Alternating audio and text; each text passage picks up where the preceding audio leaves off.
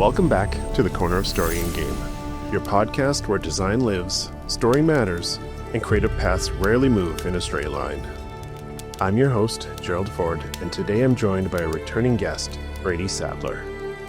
Whether he's designing cooperative tabletop board games or writing fantasy novels, Brady's work is built on rich world building, high-stakes storytelling, and a deep love of music, myth, magic, and momentum. In this conversation, we explore how a creator finds and continues to evolve their creative identity. We talk about how a story becomes a world, how a world becomes a franchise, and how that franchise becomes a map to the stories that we are meant to tell. So let's get into it. Brady, thanks for coming back. Thanks for having me back, man. I appreciate it. After the second time, I figured, I was off the list, but No, the list just keeps getting bigger, but I always come back to the ones that I really enjoy chatting with. And dude, you have been busy. Holy shit. yeah, a little too busy. I used to get that a lot, and I'd kind of like, yeah, whatever. But like lately, it's like, yeah, I've been biting off more than I should probably be chewing. So, well, as long as you're still chewing. yeah. Well, we met doing a narrative design thing, so I'm not sure if you still have narrative design in video games in your world. But why don't you catch me up, because I've been following. I know what you're doing with Malice of Light and GameFound and the board games and the novels and what you and your brother are doing. Why don't you catch everybody else up on, since the last time we talked, what are you up to? What have you been working on? What's got you excited? What's happening, dude? Yeah. I think the last time we talked might have been when the Relic Myers book was coming out. I think it was last year around Halloween time. So since then, that was like my fourth novel, I think, and I'm finishing up the manuscript right now for my ninth book, my seventh full length novel, but my ninth overall book. So it's been a hectic couple of years, and it's mostly self-imposed just because I don't relax well. But mostly what I've been doing is the writing. I'm always writing, working on novels. I started a publishing company this August with my twin brother, who is my partner in a lot of creative endeavors. We're co-designers for most of our board games. So this was our opportunity to sort of take ownership over a lot of our designs. So our first game is the Malice of Light Adventures, based on my high fantasy series, the Malice of Light. So that's taken up a lot of my time, is getting the company off its feet. We have a GameFound campaign launching early 2026, I believe, into January, it's looking like. So yeah, that's mostly what I've been working on. Wow. That is a lot. It's really cool that you've built this world, the Malice of Light world, and now you're like making board games, and it's going to be fun to see what else you guys come up with. But it's also cool watching you and your brother working on stuff. Like, I'm so jealous. I wish I'd had the opportunity to do stuff like that with my brothers, but we went different paths. But that is so cool, dude. So cool. Yeah, it's got its pros and cons, because, like, you can imagine working on creative endeavors with a brother, a sibling. It's got its perks and it's got its detriments. We've managed to like figure out a good way to not kill each other in the process. But this actually, the company started because randomly over the summer we decided to start writing a novel together, which is the first time we've actually written together, because Adam's not. If you ask Adam like what kind of books he likes, he doesn't really read. He's not a big reader. He read a lot when he was younger, and we kind of flip-flopped where like I didn't read much, but now I'm reading all the time and I'm writing. But yeah, we kind of came together and we wrote our first novel, which is called Branson Cooper Mains, which is actually our first release for Twin Tail Studios. And we can get into this later, but it actually is kind of a tie into one of the properties we just reacquired from a previous publisher. So we have a game line that was kind of like a buddy cop game line, and this book kind of fits within that universe now. That's so cool. So now you're building two universes. Oh, it's like, yeah, there's like three. Because we're more, but the Relic Myers board game is scheduled for next fall. So like we have this as our first one, but the Relic Myers game is actually going to be a combined project with, it's going to be the book 3 of the series. It's going to be the board game, and then it's going to be the Game Boy Color game that we're developing with a collaborator. So. That is cool. It feels like you might need to like cut an album at the same time or something, just because. Yeah.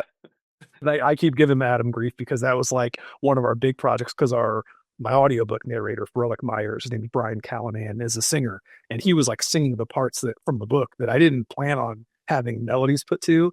But when I heard him sing the parts, I'm like, no, we should just like record this. So we actually started doing it. So we have tracks of like Brian singing the vocal parts, I'm laying the drums down, and then Adam, who does bass and guitar, he did a lot of the bass, but he hasn't done the guitar tracks yet. So it's on his shoulders now. So everyone's got to nag him to get off his butt and do it.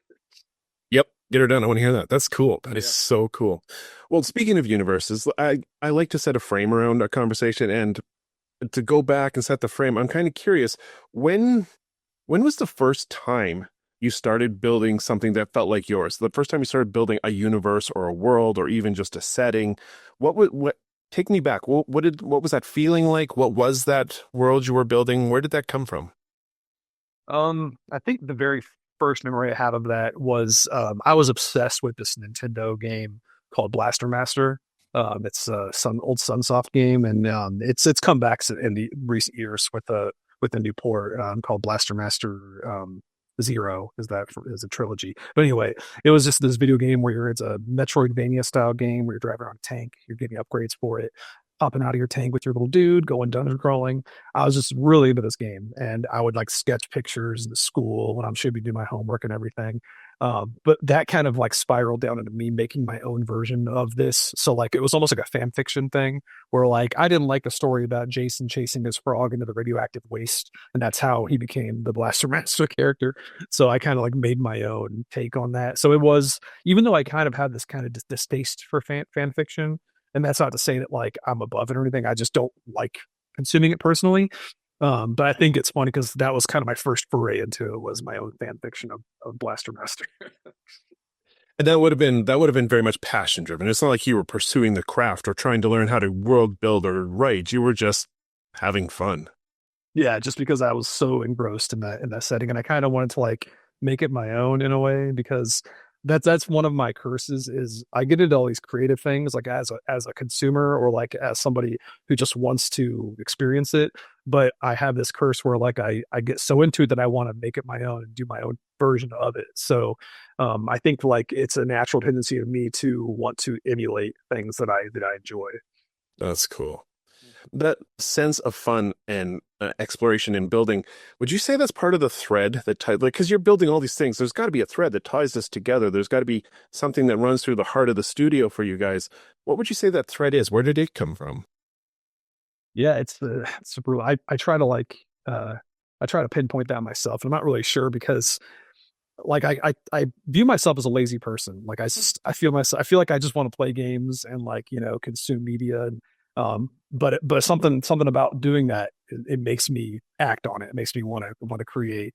And I don't know, for me, like I'm kind of down on myself in a lot of ways. So I think like, oh, it's like a vanity thing. Like I'm so vain that I want to be the center of attention or something. But it's like I don't even like being part of the attention when it's like, if you like, I used to go do panels for board game design and stuff, and I wouldn't really like to be seen as a voice, like as like an authority of game design. I feel like a fan still.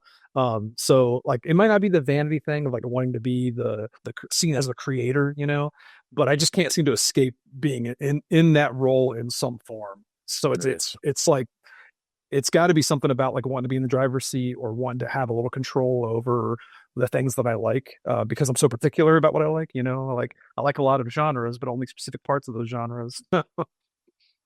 You do bring up an interesting point that I've discussed with others before about balancing creator and consumer. Because in order to create, you have to consume in order to, be in touch with what's happening and get ideas and inspiration. But if you consume all the time, if all you're doing is playing games, you're not making games. If all you're doing is reading, you're not writing. How do you find that balance? I feel like it's phases for me, because I go through phases where I read a lot of books, and I feel like this past probably 5 or 6 months I've barely read anyone else's work, and it's been kind of aggravating to me because I kind of have that routine where I'll wake up, I'll have some coffee, I'll read a chapter of someone else's book, and then I'll work on my own stuff. But lately it's been like I'll just be going to play some games immediately and trying to clear my head, and then go focus for like maybe a 5,000 word writing sprint or something. And I think it's probably just because I have to go through these cycles. And I think also because of my personality, this might not work for everybody, but the more I consume, the more it drives me to create. It's just like, I don't get stuck in the same repetitions. Like I think it's because of this, whatever ADHD or whatever, however my brain works. I get bored easy when I'm just consuming. So like I can't sit for like multiple hours of video game sessions. I'll play for like an hour or two and then I have to do something else. So I switch it up. So for me, that's kind of a natural change That's up, cool. yeah, but it is important. Like you bring up a really important point because a lot of people will consume so much that they'll just want to dwell. Like they'll consume and then dwell and try to plan out what they want to do. But the doing, like actually doing it, is where all the magic happens because you can only plan so much. You have to actually you have to be in the thick of it and this is mostly from a writing standpoint, like actually writing prose, writing narrative, because like I can't plan or outline as much as some authors can. I have to just literally draft it, just write. Are you the same way with design? Like coming up with the mechanics for a board game, is that something you sit down and binge for a while, or is that something that is a different process? It kind of, for me at least, it only is about the theme, like when it comes to design, because I always view game design as I have a box of toys and they're like of a certain, flavor, like the setting of whatever this is. And I want a way to play with these so it's cohesive. So like a lot of people might approach a game from a mechanic. Oh, I had an idea for a mechanic of a game. I want to design around this. It's never been like that for me. It's always been like I have some cops in this car and I wanted them to go investigate this crime scene. So like what's a good way to make this happen in a cohesive way? And the mechanics kind of come naturally from that. So it's always theme and situations for me and characters. That's what drives almost all my game design. Well, I say all of our game designs because Adam is a crucial element in that because I will throw all these ideas and he's the one that sorts through them all and figures out what works. Well, speaking of which, I mean, collaboration is a big part of game design in general. Working with a sibling, working with your twin brother, that's got to impact your process, maybe even your creative identity in some ways. How has that process, that relationship been? I think it started off kind of antagonistic in a way because when we got into game design, it was really backwards because I was pushing really hard to be a writer in the industry. Like I wanted to write tie-in fiction, like you see like Black Library books for Warhammer. I wanted to like write these books that were based in these game worlds, and then the game design thing kind of happened accidentally. But I got into Fantasy Flight Games as a marketing writer, and I was wanting to like kind of transition into like more fiction stuff.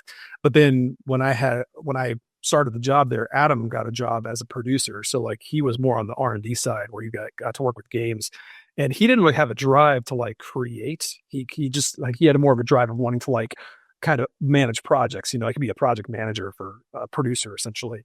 Somehow he wound up being the lead designer on one of the biggest titles at Fantasy Flight Games at the time, which was the Descent Second Edition, the Journeys in the Dark franchise, which was huge for them. And he was like the lead designer of it. I'm like, what the hell, man? So like I felt like I had to like kind of catch up to that.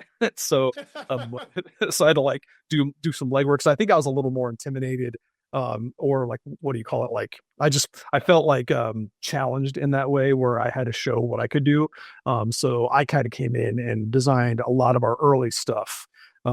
In like a marathon approach because I would have like 4 or 5 designs ready to go before we even had a contract for a game. So so it's good to like have that kind of like that rivalry, even though it wasn't presented that way because we didn't acknowledge it at the time. It was more just my own problem, I think. That's great.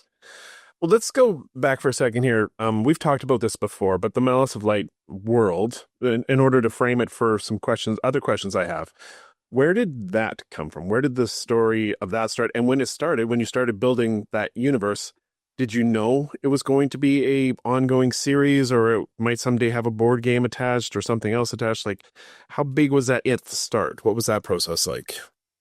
I think it boils down, and this sounds petty. I love it. I love how petty that sounds, but it boils down to me just not liking the Wheel of Time. Like I wanted to really bad. Like I wanted to like this big book series that had like these huge fat volumes and I wanted to like it, but I got like, 3 or 4 books in. I'm like, I just don't enjoy reading this. I want to enjoy it more. But I love that idea of a sprawling, epic with these central characters, like a big cast of characters. So I've always admired that. It's always been appealing to me. But at the same time, I'm kind of picky with my genre, as I've mentioned before. I love what you might call generic fantasy. I love like traditional D&D, you know, Tolkien-esque fantasy. And there's a this kind of stigma almost with it in a way, where it's kind of seen as like either a shortcut or like a juvenile approach to it. I don't know what it is. It's like the shared mentality.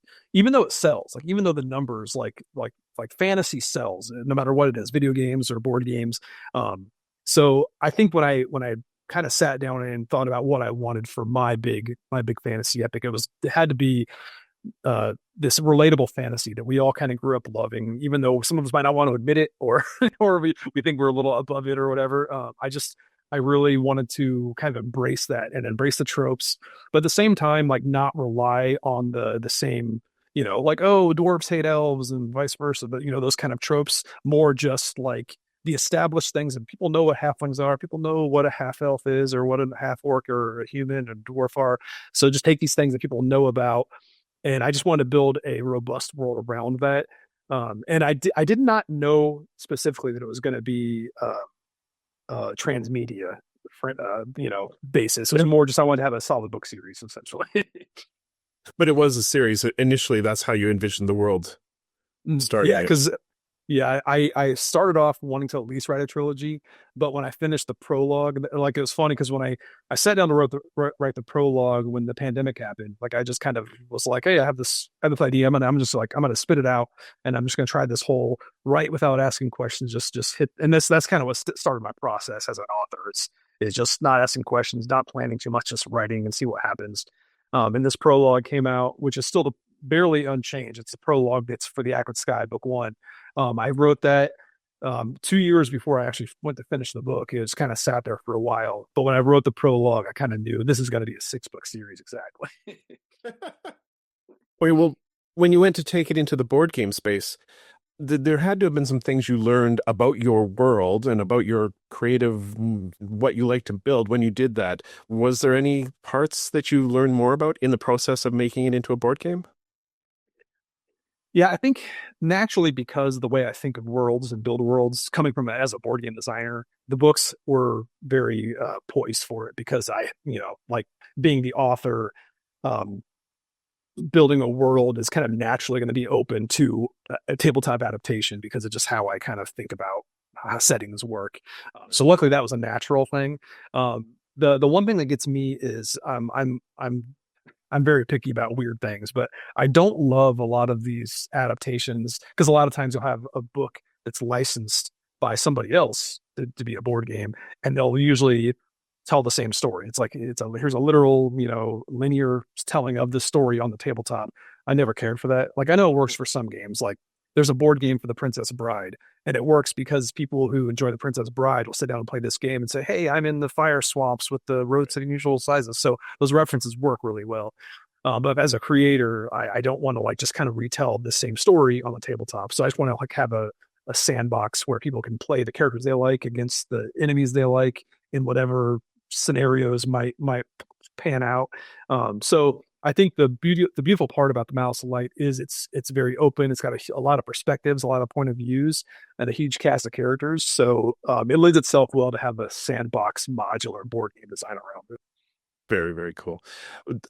Quite often people will try, or at least will use a narrative inside of a board game space. They'll design a board game that has a narrative. Is there one in what you're doing, or can you tell me that? I don't know, but I guess I'm curious, when you were designing the board game, did it make you rethink the stories you have already told in some way? So another thing, this is a topic I could go on for a while because it's another one of my picky things. Because a lot of board games nowadays will they'll kind of like sell themselves as a storytelling game, and the way they sell that is they have a box full of these huge storybooks that just have like passages that you read. So you gather on the table, you're playing a game, and you stop the gameplay to read some big long passage, and that's what they kind of call storytelling. And I personally just kind of almost hate that. Like I don't hate, as I play games that do that, so it's like I can't say that I hate it all the time, but it's not my ideal approach, especially from a design standpoint. Because in my mind, playing the game, you're getting together to play a game. You're not getting together to read a book. I'm not going to read a book to you. You know, you do that in your own time. We're here to play a game. So I like to focus to be on the game and the story to come out of those situations that are happening through the mechanics. Now there are exceptions, obviously, because you have to convey some narrative. For this particular game, this is not a storytelling game at all. It's a roguelike boss battler, so it's meant Cool. to be more focused on the mechanics of the game.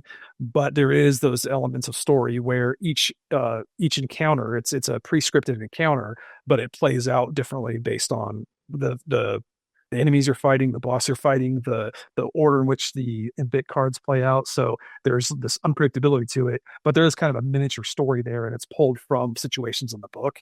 But it's more like a what if scenario. Like it's not like, oh, we're doing what Annika did in the book. It's more like, well, what if Annika wasn't even there? What if Ransel was there? That kind of stuff. So it's more just these what if scenarios.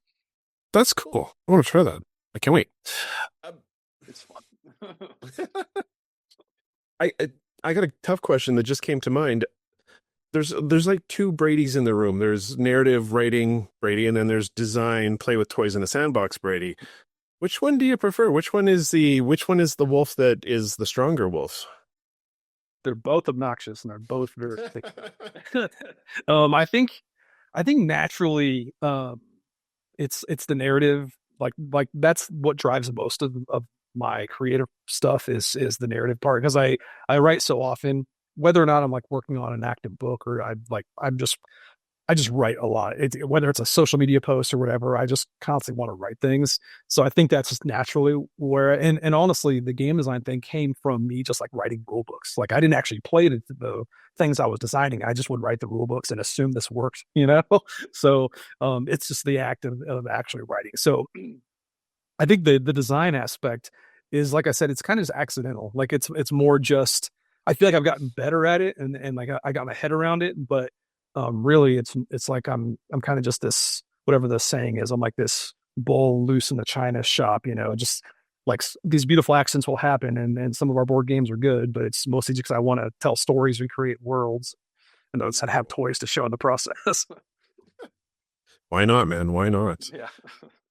Is that something you always knew? Did you have to explore the boundaries of those creative identities and be like, okay, maybe I am a designer, I need to explore this for a while? Or was it always, I'm a writer, I tell narratives first, and then I'll add these things on as I go? Yeah, I think there was a legitimate like diversion from when I wrote my first book, which was the one tied to my band Lauren Guard. When that album came out, this was like 2012. But I was spent like maybe 5 years writing this book, and it was so cobbled together in a lot of ways, because it was my first like real story, and I decided, well, my first story is going to be the first book in a trilogy that's tied to a heavy metal band. It's like it's not the easiest thing to approach, and there was like 7 band members, and all of them had characters in the story that had to make sense from different parts of the world. So it wasn't a smooth process, and I'm proud of the book and completing it, but there's a reason I took some time away from writing after that came out. So there was a time when I kind of shifted from, I'm no longer an author, I'm going to be a game designer, because I just loved playing board games that much, and I was so entrenched in the hobby, and I had a job doing it. So that helps, paying the bills. So around that time, that's when I was working at FFG Fantasy Flight Games. And I didn't write that much. I was like, I would do short stories or narrative things for games, but it wasn't until like the pandemic hit in 2020 when I kind of really shifted gears back to books again. Well, just to add to the identity thing, you also became a publisher and now a game publishing company, co-owner, co-founder, operator. What is adding those business aspects and those marketing? Because I know you love marketing aspects to what you're doing. How does that impact the rest of your creative identity? Does that take away from some areas, or does it add to it?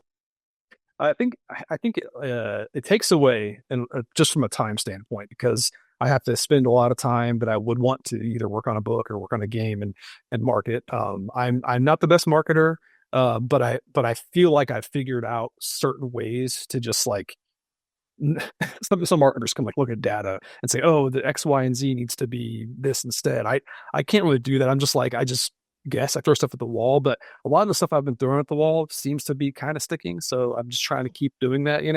But it's not my favorite thing to do. It's like a necessary thing until we maybe make enough money where I can hire somebody to market for us. That'd be the dream.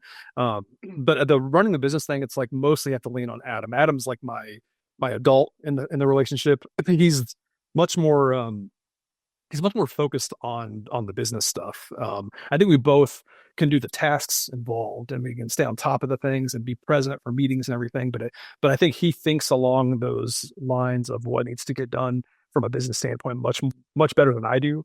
I just know that like if something needs to be done to make the business move forward, I can help get that done. It's the planning thing I think I have to rely on him more for. So it's definitely a learning process, but luckily because we've been in this industry specifically for over a decade now, working for various publishers, we've seen the mistakes people make.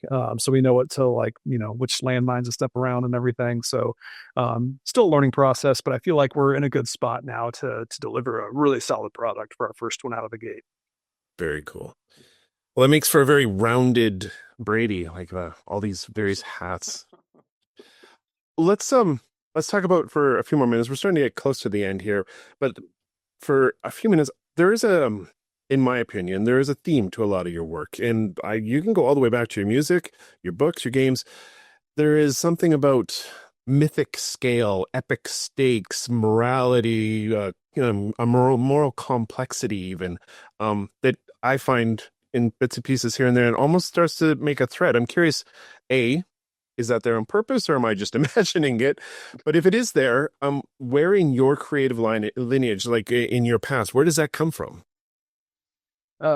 Excellent question. I think it's there on purpose, almost subconsciously though, because it's not something I don't think I'm deep enough person to like to purposefully be like, I need to tell this, I need to speak this, I need to like, convey this message in the story. It's more just like these scenes and characters will come to me and I just try to roll with them. And they probably come from a place that does have meaningful things to say. I just wish I could like articulate those myself, in situations like this where it's like, oh, I meant X, Y, and Z, but really it's just there's a lot of happy accidents, I think, there. And as far as like where it comes from, it's like I think it might just be the results of the different ingredients of what makes somebody a creative individual because of movies I watched, of books I've read, of games I've played.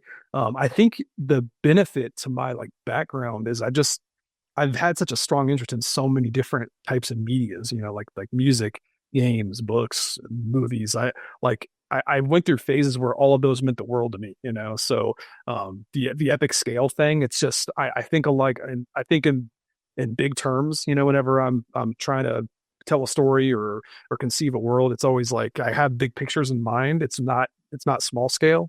I tried writing a book this year that was more small scale. It was just about a halfling in a tavern kitchen, and it was hard. Like it's hard to be zoomed in like that and be just character driven. I'm usually much higher scale. Well, you learn something about yourself in the process, though, right? Yeah, definitely. It's something that like it's like practice, it's something that I want to do more of, and just discover those parts of, my writing identity. And it just gives you more tools to use for your main projects, like if I go back now and I'm writing the next Malice Light book, I take those lessons learned and I can kind of just make my, my book a little more layered, which is good. And nobody has a problem with more layered books, I think. Yeah. Very cool. Well, that kind of brings us close to the end of the core stuff. There's fun stuff to do at the end, but just to bring it all together, we've kind of been dancing around this idea of what makes Brady the creative person that he is, and how did you find your identity? I guess for people who are trying to figure out what kind of creative they are, what formats they're best in, what does their heart really want? Do you have any advice on how to find those boundaries? And once you find your identity, how do you continue to evolve it like you have been doing? Yeah, perseverance is always the toughest thing because it's really easy to give up and switch gears when things get tough or uncertain, if you're uncertain about yourself. It's hard because you can't advise somebody on how to look into themselves and see what they want to be, because it all comes down to like the situations you're in, like what chances you're given, and because like I was very lucky in the sense where I stumbled upon this job at Fantasy Flight Games. I probably didn't really deserve to be in that role, but I just, things worked out well and I was there at the right place at the right time. So that opened a lot of doors for me. And it also distracted me a lot from my books, which might have been a good thing. I think I need to take some time away from the author Brady personality and reassess it because coming back I came back a lot stronger, I think, and a much more focused vision. And I think what it comes down to too is just trying to find out what you enjoy doing. Because I thought I did not enjoy writing books. Like when I wrote the first book, the Eve of Corruption, there's a reason I took time away, almost 10 years away from writing books. I thought I didn't enjoy it. And it's weird because I, the more games I designed, the more I was realizing that what drew me to game design was the world building. Like, so I think like discovering that made me kind of like reassess how I like my writing process in general, because you like it's funny because just sitting down and typing stories, it seems like a very simple, like narrow thing to do. It's like, okay, you're just going to type, but there's so many different ways to approach that activity. And to give you an example, like I've in the last 2 years with all these books I've been publishing, I've gone through like 3 or 4 different like writing routines to find what fits me the best. And for me personally, I've discovered this tool. It's called this company called Astro House. They make this thing called a free write, which is it's like a smart typewriter, and it's like a really expensive toy that's only for pretentious writers like me, that you don't need this thing, but it's something that like somebody like me really enjoys because I love the feeling of certain keys. So I had this thing called a Hemingwrite, which costs like $1,000. It's ridiculous, but it's beautiful. It looks like an old typewriter. It's got the clanky keys. It's got an e-ink display, and all this thing can do is type. Like all it can do is drag. It's not good for editing. It's not good for anything else besides just putting your ideas down and tuning out completely, because it has no connection to the internet. Well, it does have a cloud backup, but you can't like surf the net on this thing. There's no distractions. So that's what I wound up recently. Like that was like kind of this anchor point for me. It's like, well, this is like something I really enjoy doing from a tactile standpoint. Also, it just works for me for my writing process, for just the drafting orienting process I have. So yeah, that's just an example of like I went through just 4 or 5 different iterations of what I thought was the perfect writing routine, and it might still change, but like that's part of me finding who I am as a writer. So it's an ongoing thing. Just don't give up. Like you keep trying different things, but that right there is like, that's what I love to do. Like I found out I just love to type and almost not have a guide at all, no map at all. Just type and see what happens. You are a pantser, as they say. That's crazy. That's so cool, though. That's so cool. But $1,000? Oh, I was thinking about it. Yeah. Well, they have cheaper models. I bought the most expensive one. I paying personally.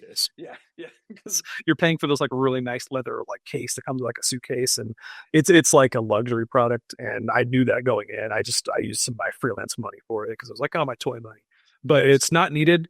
There's other models, but even those models, they're not needed. You can write whatever, but it's like that worked for me. So I totally embrace it. Very cool. Good advice. All right, my friend, we're going to start wrapping it up. I have a philosophical question that I ask everybody, but I've asked you it before, so I had to come up with something new. So I'm going to ask you a tough question. Take some time to think about it and let me know what you think. So here it is. You've told a lot of stories and built a lot of worlds, but at this stage in your creative life, what do you think is a story that only you can tell? And why is it yours to tell? That's interesting. And I think it's relevant because my next book that I'm working on, which is going to be the book 3 of the Relic Myers series, it's a 4-book series. And I think the only I can tell that story because it is so specific to me. Like there's so many references to just like I always view it as if I'm being arrogant and egotistical, there's there's the MCU. It's like this collective universe of all these different superheroes. Like the BCU, the Brady Cinematic Universe, is like centered around this character Relic Myers, who's like this amalgamation of me and my friends in different stages of our lives into this preteen kid. So like there's so much in this story, in this world, that's so specific to me and in my own. Like I think my older brother said it best. My older brother doesn't read much of my stuff, but he read like some of the Relic book, and he's like, I got through a few chapters, but it's just too Brady, man. It's just too much risk. And it's like, because he knows all this stuff about me, and it's like this book is I don't think anybody else could have told that story, because it's also like I acknowledge that my stories are not fantastic. They're not like amazing stories, but they're mine. Like I think if somebody reads enough of my work, they'll say, oh, this is a Brady story. It may not be great, it may not be terrible, but it's definitely mine. So that's saying something, right? It's pretty damn good, and it's very authentic. I was lucky enough to get to read the first Relic Myers early on, and I have also spent some time in the music world managing bands, and there were moments when I read something and I stopped and went, wait, what the fuck? Brady was there? He saw, like, this happened. That's the kind of compliment that means a lot to me, because I get that a lot where people say either they weren't in bands and this is what they imagined it was like, or they were in bands and it's like this is like my experiences in high school. So that's what I wanted to hit, because I feel like there is this kind of level of maybe underrepresentation of that stuff, because a lot of it is so Hollywoodized and romanticized where it's not real. It's not like the real experience that people had when they were, struggling musicians. So yeah, it's great to hear that. That's so cool. Right on. All right, my friend, we're going to start heading out for the door. I do like to open a little space for signal boosting. So this is where I want to hear about what you're working on, what's coming out, where people can find you, where the old stuff is. Hit me with it, man. What's going on? Cool. Yeah, we have the Malice of Light Adventures, which is nice here at the center of the screen. It's going to be launching probably end of January, maybe early February. We'll have more videos coming out on our GameFound page, but it's the GameFound page is live, so you can go find it either on our social media sites, twintailstudios.com, we're everywhere. But yeah, follow the campaign because you'll get all the updates, and it's the best way to kind of stay in touch with the company. Other than that, yeah, I'll just be writing books like I usually do, and apparently making Game Boy games now too. So it's trying to get my fingers in all the pots, Well, congrats. I will throw links in the show notes in the description so people can come get on the GameFound and follow along. Click the button so we know that there's lots of people involved and excited. So that is cool, buddy. I appreciate it. Thank you. I'm going to push you out the door. I've been falling into the habit of giving the guest the final word. I want you to say the last thing for the show. So, parting word of wisdom, it could be craft, it could be creative lifestyle, it could be a drink recipe. You get the last word. That's deep. Don't drink tuna Negronis before trying to write the ending of your third book in a 6-book series, because it can get kind of weird. So just kind of maybe just do one Negroni, or maybe like an old fashioned. But yeah, just that's the best advice I can give right now based on current events. And that wraps up another episode of The Corner of Story and Game. Brady, thank you for not just sharing your stories, but the deeper thread that ties them all together. Your path reminds us that a creative identity isn't a fixed point. It's a landscape. And the more that we create, the more of that landscape we get to map. And to you, dear listener, as always, thank you for taking your seat at the table. Whether you're building, writing, designing, or dreaming, remember, your creative voice is already there. You just have to follow the trail. So until we meet again, keep telling stories, playing games, and creating worlds worth getting lost in. Stay safe out there, Wanderer. Your chair will be ready by the fire the next time you stop in at the Corner Story and Game.